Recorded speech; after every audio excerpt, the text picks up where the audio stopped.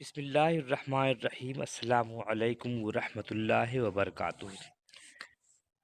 Ranchi university semester 4 में MJ7 के तहत यूनिट 4 पर हम लोग बात कर रहे थे, और यूनिट 4 में एक अहम नज़्म निगार शामिल है जिनका नाम है मीरा जी। कल हमने इनकी शख्सियत पर बात की थी। आज हम उनकी नज़्म जो निसाब में शामिल है, कई सितारे चमक रहे हैं, इस पर बात करेंगे। हम जानते हैं कि ये उनकी मशहूर नज़मों में से एक है, लेकिन इससे भी ज़्यादा मशहूर नज़में वो हैं जो हिंदुस्तान के जामियात के उर्दू निसाब में शामिल है। जैसे समंदर का बुलावा बहुत मशहूर नज़्म है, कलर का नगमा मोहब्बत बहुत मशहूर नज़्म है, जात्री ये भी उनकी मशहूर नज़्म है, रकीब, जिस्म के उस पार, महरूमी, रस की अनोखी लहरें, धोबी का घाट, इर्तिका, ऐसी नज़में हैं जिन्हें हम किसी भी तौर पर फरामोश नहीं कर सकते हैं। सबसे पहले हम नज़्म के मतन पर बात करते हैं, पढ़ते हैं, मतन की क़िरात करते हैं। उसके बाद हम मजमूई तौर पर उनकी नज़्म निगारी पर बात करेंगे। लरज़ लरज़ कर दमक रहे हैं, मगर जब आएगा दिन का चीता और उन सितारों का वक्त बीता, तो आसमान के नुकीले जुगनू बनेंगे पल में ढलकते आंसू, शहर के पर्दे में जा छुपेंगे।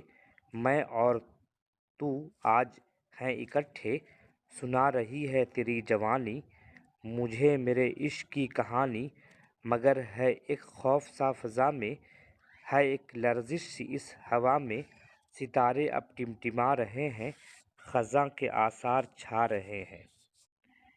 मुझे ये महसूस हो रहा है कि अब सितारों का वक्त बीता, बस अब तो आएगा दिन का चीता, अब आसमान के नुकीले जुगनू ये दस्त अंजुम के प्यारे आहू, शहर के पर्दे में जा छुपेंगे। हम जानते हैं कि मीरा जी का असल नाम सनाउल्लाह डार था।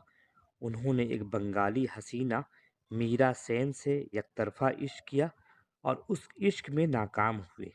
नतीजे के तौर पर माशूक के नाम का जुज़ अपनी शख्सियत से वाबस्ता कर लिया और फिर उसी नाम से अदबी दुनिया में शनाख्त कायम की।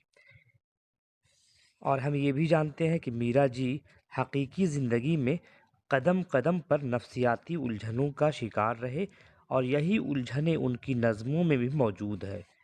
बहुत गौर करने के बाद अंदाज़ा होगा कि मीरा जी की जिनसी ख्वाहिशात में नातकमीलियत का एहसास भी पोशीदा है। वो एक नफ्सियाती मरीज़ थे। वो कई दफ़ा तवाइफ के कोठे पर भी गए, लेकिन नामुराद वापस आए।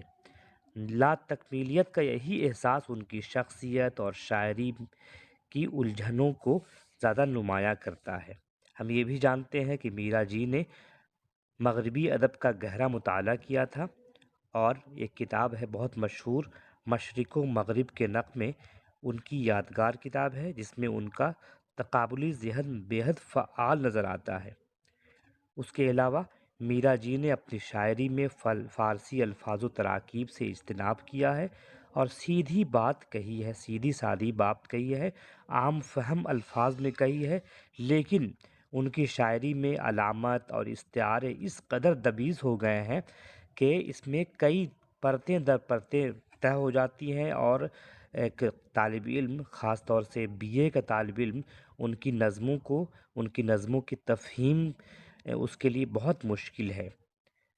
और हम जानते हैं कि मीरा जी बाग़ियाना ज़हन लेकर आए थे अदबी दुनिया में, और उसी बाग़ियाना तेवर की वजह से नून मीम राशिद और मीरा जी ने नज़मों के हवाले से जो आज़ाद नज़मों में या दूसरी तरह की नज़मों में उन्होंने एक जो ट्रेंड बनाया है, वो अपनी मिसाल आप है। तो हमने देखा कि ये जो निसाब में शामिल नज़्म है, इस नज़्म में कुछ ऐसी बात नहीं है, तालिब इल्म तो समझ ही नहीं सकता है।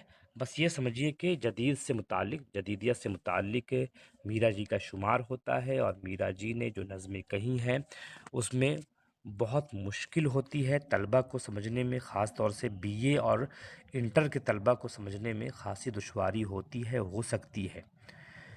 तो फिर भी جو نصاب میں شامل نظمیں ہیں وہ پڑھنا ضروری آپ کے لیے ہے، تو آپ ان کی شخصیت کے حوالے سے، ان کی تصانیف کے حوالے سے اور ان کی نظموں پر مجموعی بات کر لیجئے گا، انشاءاللہ آپ کو اچھے نمبر مل جائیں گے۔